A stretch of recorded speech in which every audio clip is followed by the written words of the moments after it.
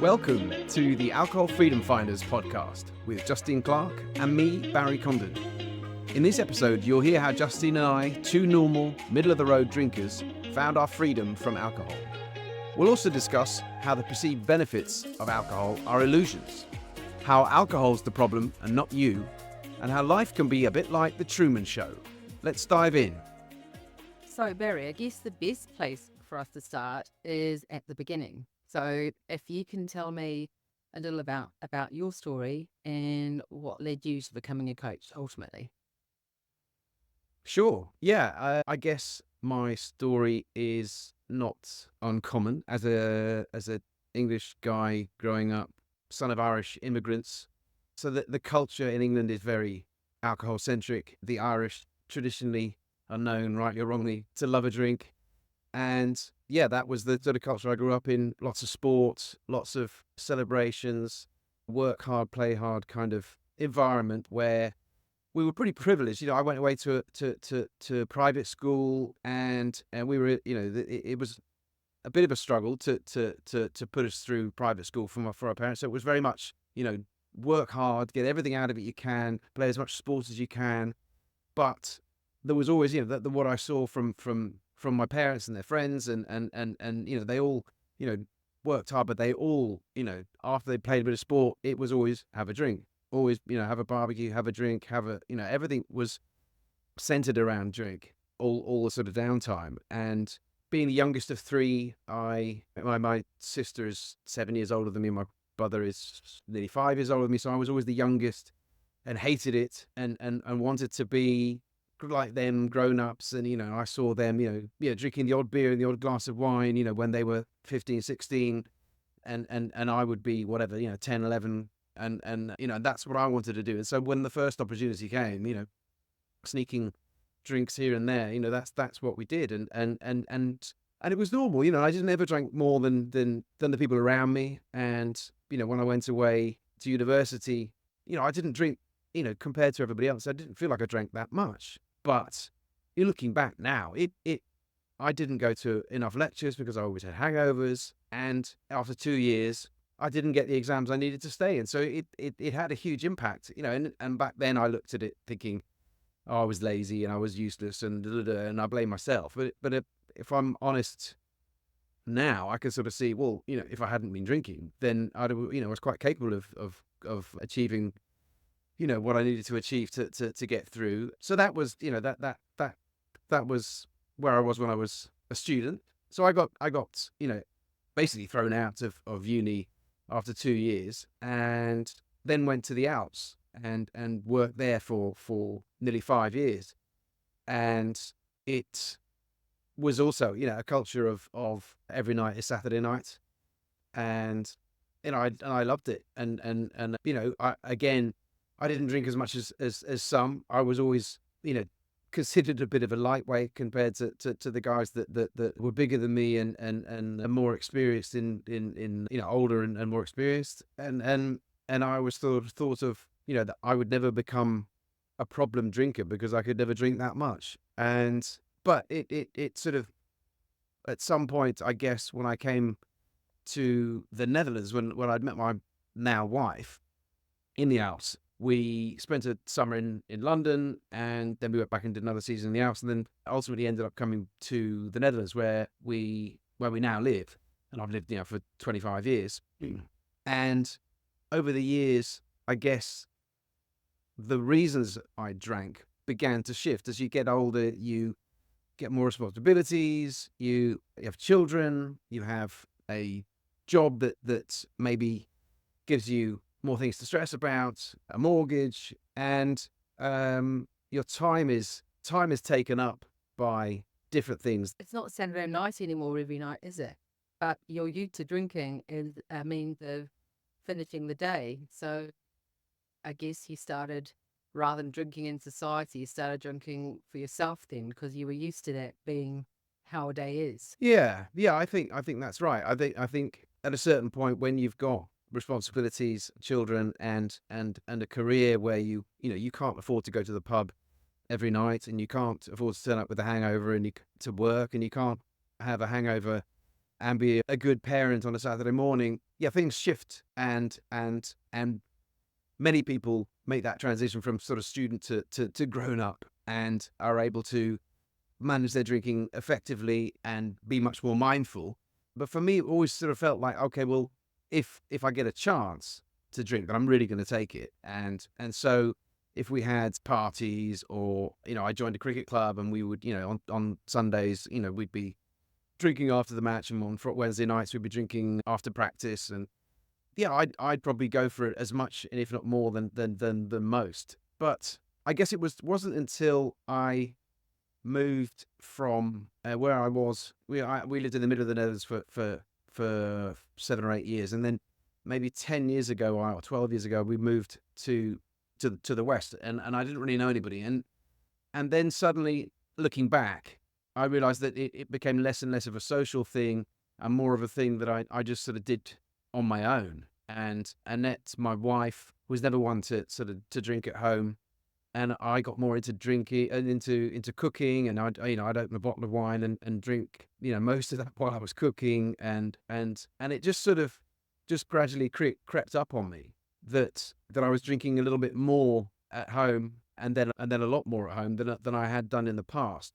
And I guess, yeah, the reason why I drank was less to have fun and be social, and more just to sort of de-stress and maybe numb out a little bit, and yeah, so that was, looking back, that was a turning point. And Can you also just speak to, because I know that at some point there's a shift where actually you're not drinking so much for the pleasure of drinking. At the end of it, it's become a cycle of cravings and withdrawal. Did you hit that as well?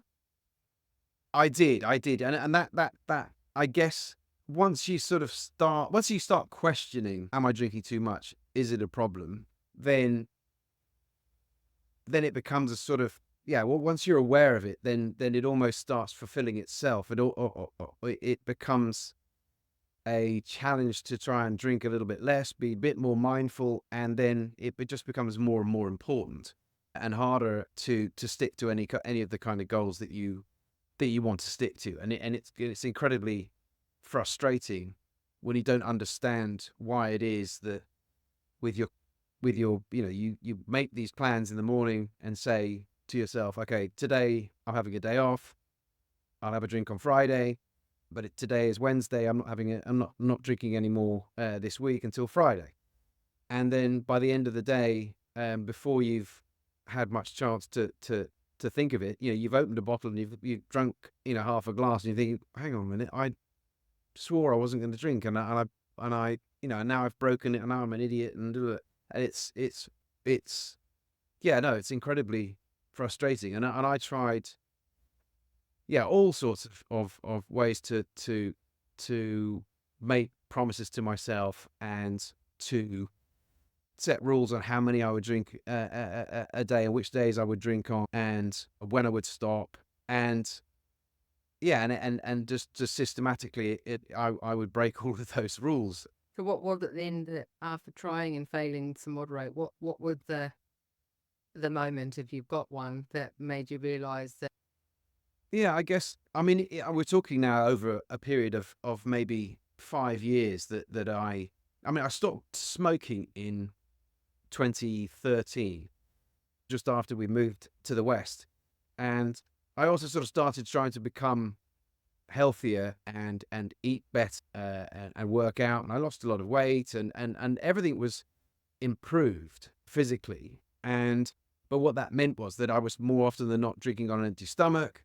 I was lighter, and even less able to tolerate drink. And it got to the point where, I'd spend hours in the kitchen making these sort of healthy food, and but I'd be hoovering red wine and come to the dinner table, quite drunk. And I had two young teenage kids who I was just becoming more and more aware that I was setting a bad example for. And it finally sort of came to a kind of rock bottom when I woke up at the kitchen table as the kids and my wife came in the back door, and it was about 1 or 2 in the morning, and I lifted my head up and sort of saw this pool of blood on the kitchen table, and sort of just wonder what the hell had been going on. And I sort of, my mind flashed back to, oh yeah, we'd been at this party. I drunk a bottle of wine before we went to the party. I proceeded to hoover everything I could get my hands on while I was there, and eventually got sent home by my wife because I was, barely able to stand up. Stupidly, I chose to ride my bicycle home, even though, as I said, I could barely walk, and I must have at some point come off my bike and bang my head against something and smash my glasses into my face and cut myself. In the end, yeah, the blood wasn't a big deal, but it was just, seeing the faces of my kids and my wife. I could just see that her, she was just her patience was at an end, and I just sort of said to myself there and then, okay, that's it. I've struggled to try and, moderate and make rules here and there, and I've just got to stop. And I could just see that the yeah, I can still see, the look in the children's face, that they were just sort of like, oh my gosh, it just, the respect was just disappearing, and they were, like I said, 14 and 17, and it was just sort of such a bad stage to be influencing them with this behavior was okay. So yeah, I stopped just like that, and woke up the following morning and thought, well, how do I make this okay? How do I find peace with this decision? How could it be that I'd always looked at people who had to stop drinking, or people who did stop drinking, as people, that you're an alcoholic, you'll be miserable for the rest of your life, wishing you were able to drink and constantly, unable to have fun. And I wasn't prepared to accept that that was going to be the rest of my life. And for whatever reason, that morning it came into my head, and it hadn't, even though I'd used the book by Alan Carr to stop smoking, I had never sort of associated, stopping that addiction with the same. It would, that the method that he has for stopping smoking is to make you realize that the cigarette is actually doing nothing for you, and it's all an illusion. And the beliefs we have about, that it'll make you more relaxed, and it will make you concentrate, and it'll make you less bored, and all these things that people think they're getting from a cigarette are just the addiction playing games in your mind. And so I wondered, does he have a book? Did he ever write a book on alcohol? And he did. And the book was pretty clunky, sort of copy of the cigarette, the nicotine book. But it made me think, oh yeah, there is a way out of this where you can actually change your beliefs about alcohol and get completely free and not feel that you're missing out. And quite quickly, I found the book by Annie Grace, her book, This Naked Mind.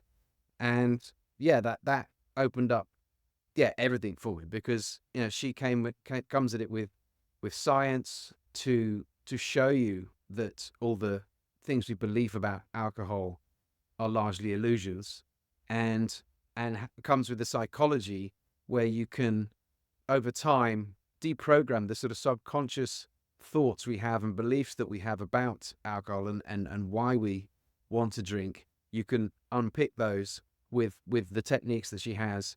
And yeah, no, it was just life changing for me. And yeah, when I got the email asking if I'd be interested in training to be a coach in the methodology, the first time I saw it, I'd sort of, was very soon after I'd stopped. But then, when I got asked again, I guess it was probably 5 years later, I jumped at the chances. I just sort of realized that what it had given to me, and I wish I'd known and been able to realize that all the things that I believed weren't actually true. I wish I'd known that, 10, 15 years earlier, or maybe even before I even started, because yeah, it's, I never expected that people who didn't drink could actually feel freer than the people who do drink, and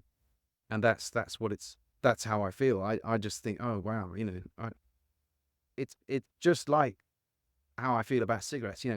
God, no, I wouldn't smoke anymore. That, why would I? It did nothing for me other than make you want another one. And it wasn't actually, it was taking away more than it was giving. And ultimately that's how I now look at alcohol. You get the brief highs while you're drinking, but it's actually what it does to you in the moments when you're not drinking. It just makes everything else dull and less enjoyable, and makes you anxious, and yeah, all these things. I What I love, um what I love about your story is it's a story of a normal guy growing up. It's not a story of someone with a disease or a genetic disorder or an allergy. This is just how alcohol cumulatively over a long period of time can stop being something that you do in society to something that you start doing for yourself. And then this naked mind, as a process, enables us to sort of unpick those beliefs. And as you say, the same as stopping smoking, it gives you both the science and a mm, new way of creating belief that frees you in a way that you're more free than somebody who does drink alcohol. yeah, yeah. I mean, because I mean, from a young age, and any age, we're marketed to so intensely that alcohol is the thing to do in every situation, and it's made very aspirational, made very cool, and everyone's doing it. Even now, what are the statistics? 87% in the Western world of people drink, and Well, very brilliant. You have given us a really good summary of your story, and I can see why you're a coach, and I can see why you're a brilliant coach because you've got the science, the compassion, and all the belief. you. If you're looking to take back control of your drinking, why don't you join our Alcohol Freedom Finders 30-day group program? It's a great place to start because we approach it as an experiment rather than a challenge.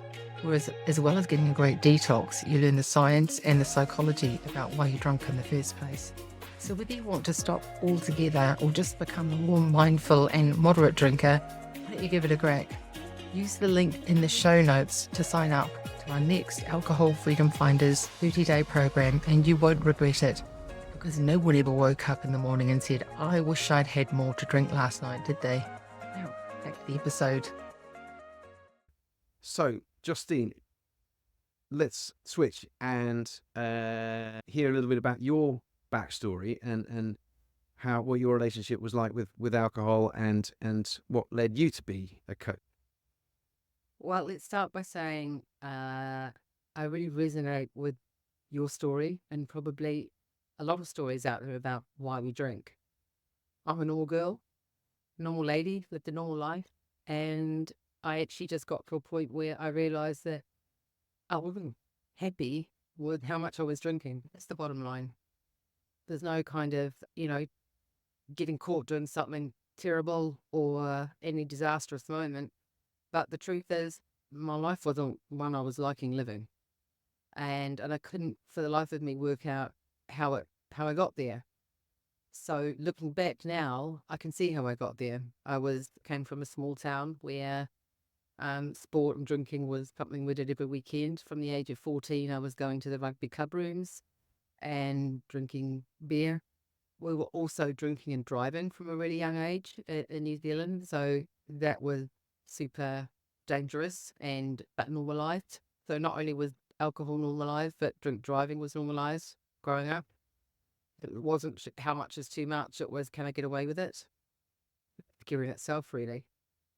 I went to university, and although I'm a good girl and I like to tune up to my lectures, I can safely say that a lot of the lectures I was not performing at my best at because I was hungover. So I probably didn't enjoy my lectures as much as I could have. And yeah, I got through my degree okay, but there was certainly a lot of drinking and just such unhealthy drinking all around me, everywhere.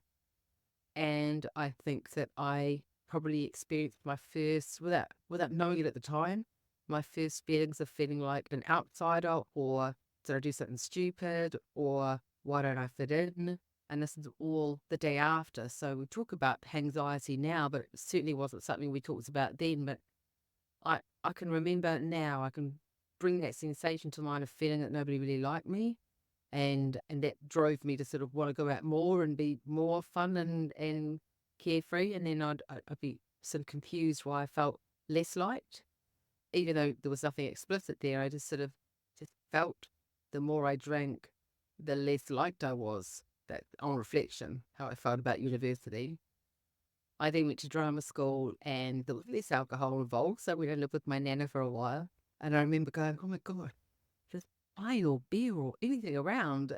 I actually realized, well, I didn't realize, I can look at it now and go, even then, I'd started to normalize having wine in the evening as part of a, de stressing or it's the end of a day moment.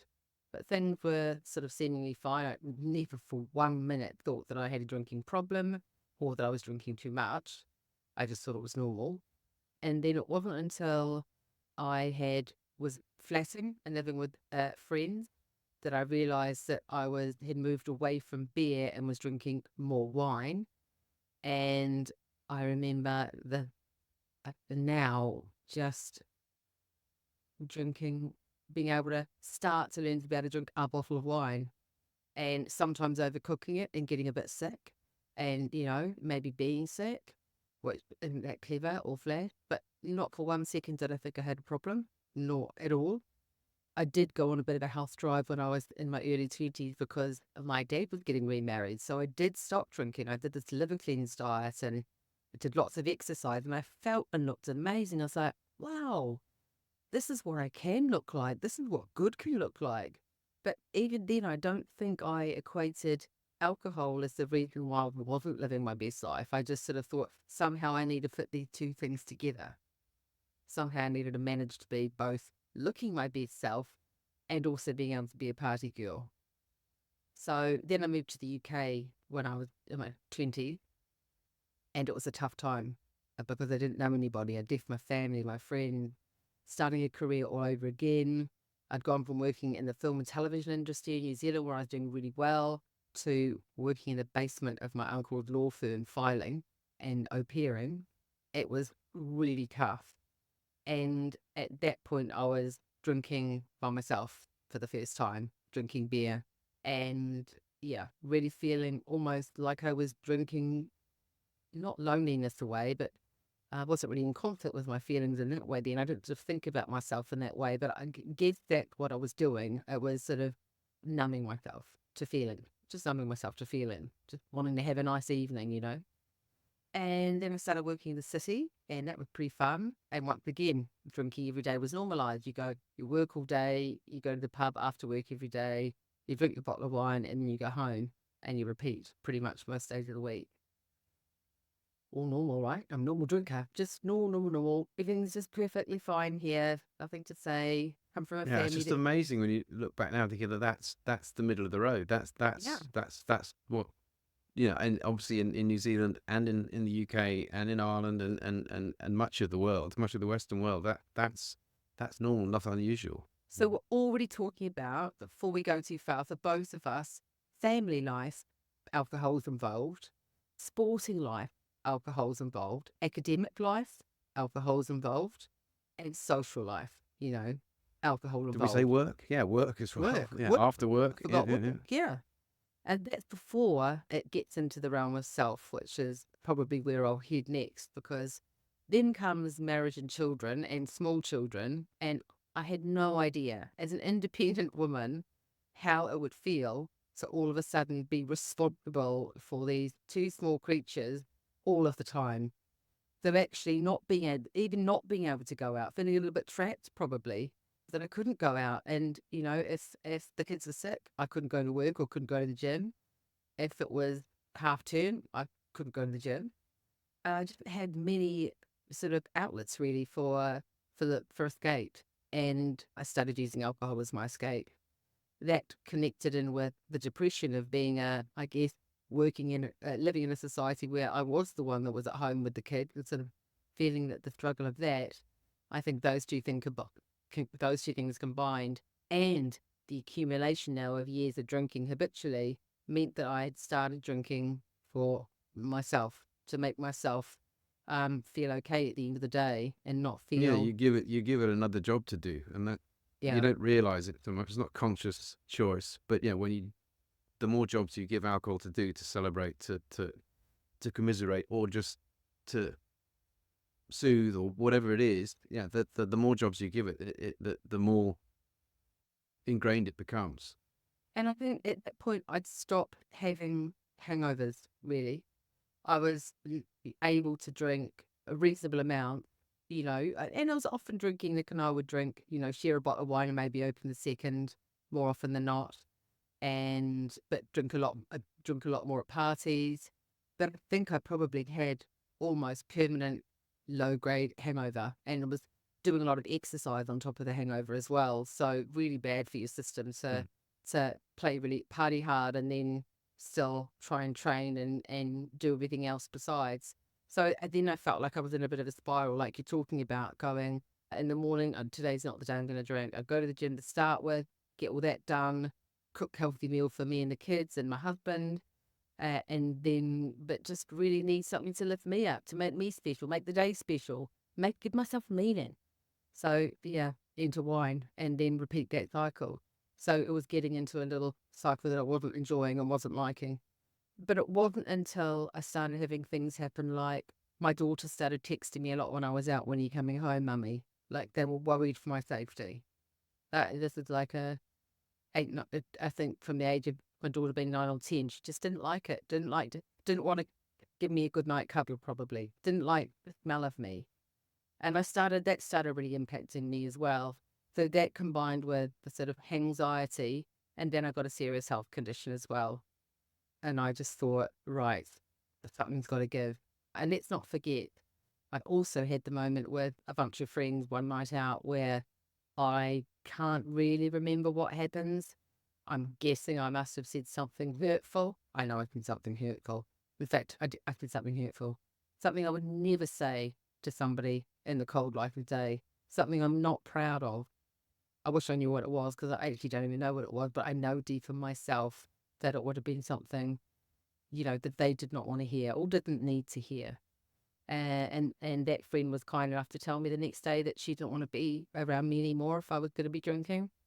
And that was it. That was like that sinking feeling in my whole body, knowing that something had to change, because I couldn't live a life where I was feeling ashamed of myself at home and ashamed of myself socially, and it was affecting my health. So it sort of snowballed into this whole big thing of, who am I now? What is this? Is this who I am? And then I started going through the process of unraveling. And I will say, the first time I came across the alcohol experiment, I knew what would happen at the end of that book, and I knew it meant stopping alcohol, so I couldn't read it. So my journey was a bit slower than yours, Barry. I ended up reading quite a lot of what called Quit Lit, which is books about stopping drinking.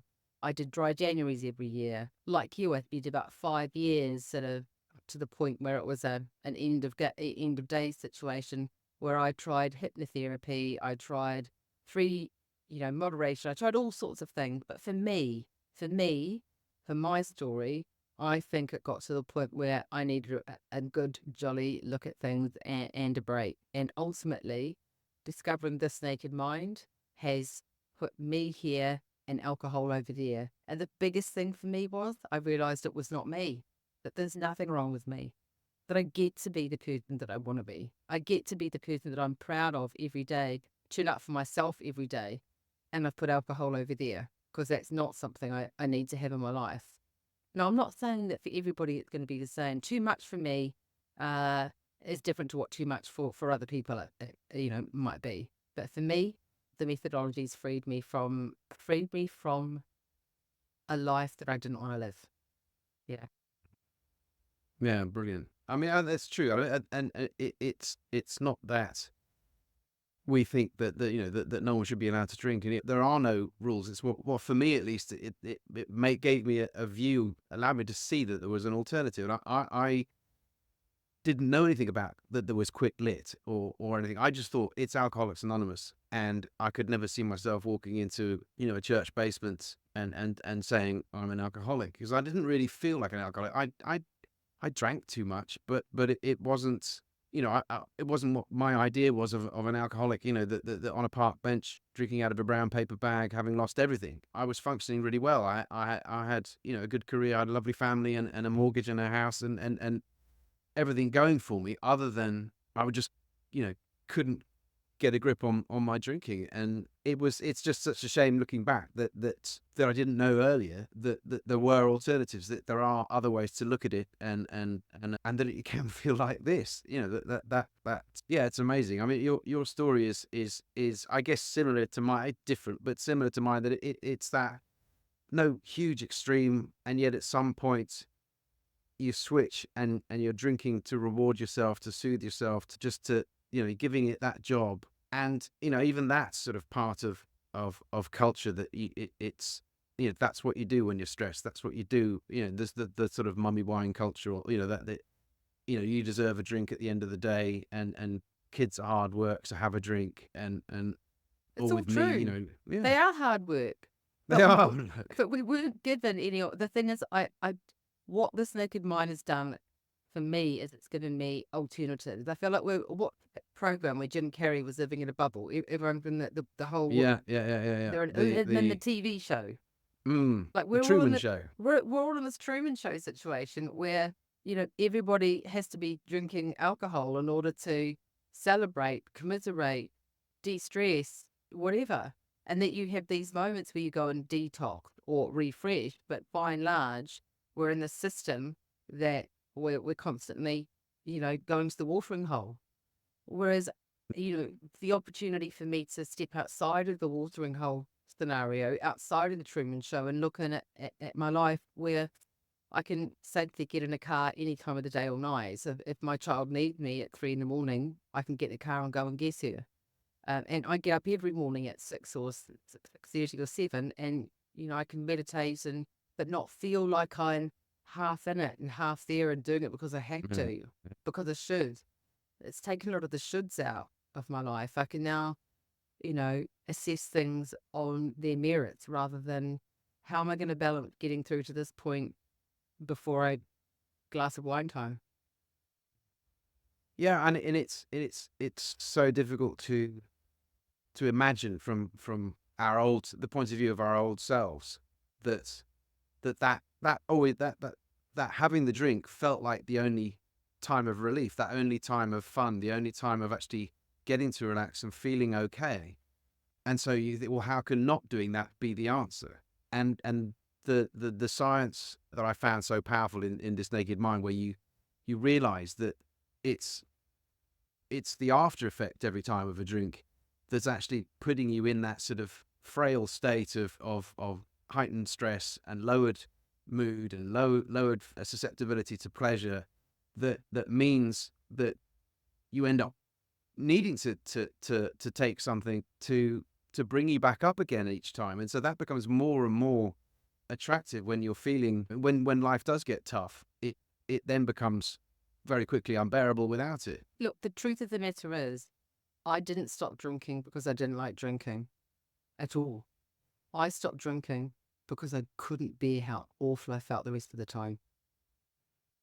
Yeah. And it's amazing how much we put up with. When you think of what, even from the beginning, the hangovers, the throwing up, the well, what we don't realize is that when you think you've got over your hangover after a couple of days, you're you're still actually, your body's still there preparing for the next one, because it thinks, oh well, I don't want to go through that again, I'm prepared. And so it heightens its stress levels so that you don't get sedated too quickly, and it heightens, or it shuts down the receptors for pleasure, so it doesn't get overstimulated, and because it likes everything in balance. And alcohol just sort of throws a grenade into your neurochemistry, and shakes everything all the wrong way. And but yeah, we take that as normal, that sort of, think, oh, this is what grown up life is. Life is, mundane and stressful, and we have to wait for the weekend so we can have a few drinks to have fun. And that's what everyone, is led to believe, and experiences when you're a regular drinker. And I think the reason that I'm want to be a coach is because I want to reach out to the people who are frightened for themselves of admitting that they have a problem, because they don't realize that they don't have a problem. It's alcohol that's the problem. But I want to be there for them to be able to say, look, my story is not dissimilar to yours, I'm sure, and there is another way. And not only is there another way, but it's easy and it's liberating. So that's why we're here telling our story. Yeah, 100%. 100%. Yeah, really well said. Shall we wrap up? Yeah. And we'll be back with a new episode very, very soon. Lovely to speak with you always, Barry. Yep. See you soon. Bye. Bye.